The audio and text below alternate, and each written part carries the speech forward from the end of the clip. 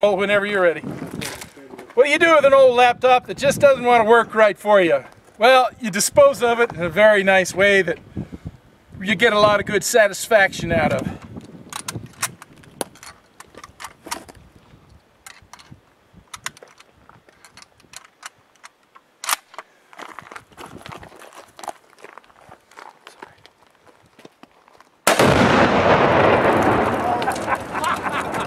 Now that was a big explosion.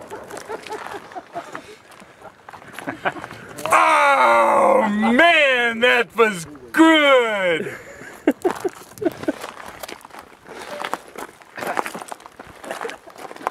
Man, I think that's going viral, guys.